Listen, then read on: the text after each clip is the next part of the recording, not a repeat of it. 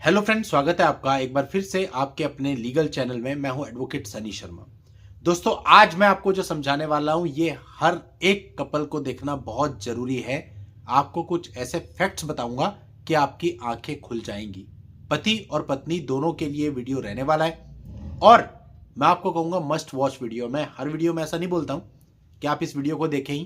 केवल कुछ चुनिंदा वीडियो होते हैं जिसमें मैं कहता हूं पति पत्नी और दोनों के माता पिता को इस वीडियो को अवश्य देखना चाहिए।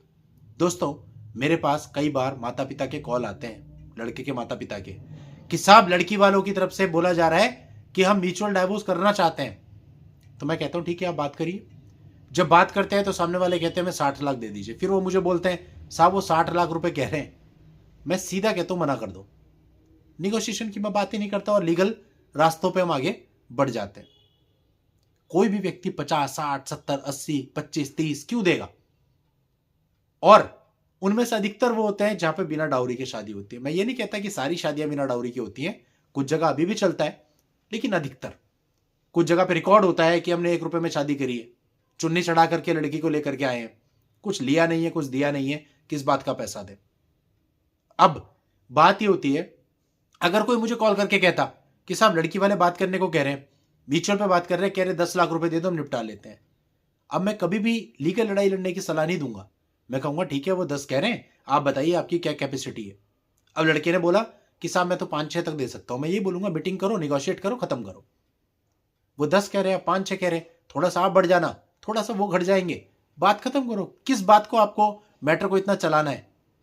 समस्या सारी यहां आ रही है कि आज के समय में देख रहा हूं कि लड़की की जो फैमिली होती है वो लोगों के भड़कावे में है। अधिकतर मामलों में या तो कोई रिश्तेदार या कोई फ्रेंड जिसको कभी कोई पैसा मिल गया हो कि साहब मेरे को तो इतने मिल गए थे अपने पति से, तू भी ले ले। ठीक है, मैंने तो कोर्ट कचहरी करी थी और लास्ट में इतना मिल गया था। कुछ रिश्तेदार, कुछ एडवाइस, मतलब वो लोग ये सोचते हैं कि शायद हमें बहुत बड़ी अमाउंट मिल जाएगी। अब देखो, एक रियलिस्टिक एग्जांपल देता हूं आपको। मेरे पास कुछ विवाद ऐसे हैं जो बहुत पुराने पुराने चल रहे हैं। 2016 से एक मामला चल रहा है। चल इसलिए रहा है क्योंकि लड़की वाले निपटाने को रेडी नहीं है। अब 2016 में भी लड़का कुछ ना कुछ देने को रेडी था। उसके बाद बीच में भी बात हुई, वहां पे भी लड़का कुछ देने को रेडी था अपनी पॉकेट के हिसाब से। लड़की वालों ने मना कर दिया, अमाउंट बढ़ा दी। लड़के की कैपेसिटी नहीं थी, उसने मना कर दिया। खींचते रहो। आज 3 साल और बीत चुके हैं। आज अगर हम बात करें, लड़के के पास कुछ है नहीं, वो कह रहा भैया अब नहीं मैं कर सकता, अब मेरे पास कुछ है नहीं, मेरी फाइनेंशियल कंडीशन बेकार है, अब तो मेरा जीवन खराब हो ही गया, अब केस ही चलने दो। लड़की वाले हर डेट पे आकर के कोर्ट में खड़े हो जाते हैं और फ्रस्ट्रेट होते रहते हैं, पैसा खराब कर रहे हैं अपना। अब थोड़ा सा कोई दिमागदार आदमी है, वो क्या करेगा? देखो मैं बताता हूं।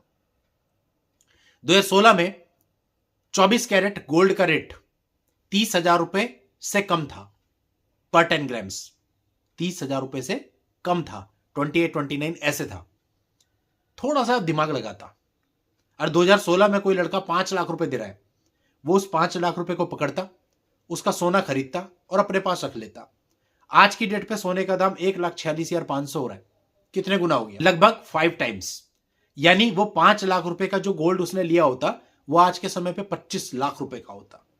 यानी बिना 10 साल फाइट किए 25 लाख रुपए लड़की के पास होते और वो उसको एफडी बना करके जीवन भर उससे इंटरेस्ट लेती या कुछ भी काम करती। लेकिन नहीं, वो 5 लाख रुपए ठुकरा दिए।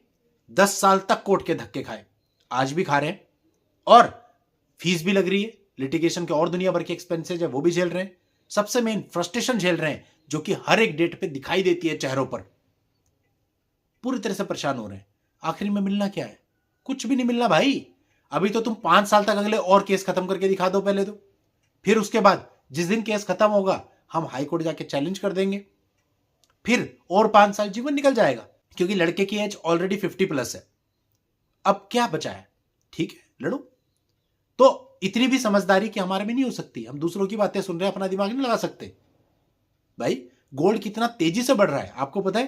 पिछले 1 साल के अंदर अंदर गोल्ड के रेट में 60,000 रुपीज का लगभग इंक्रीमेंट हो गया अभी तक।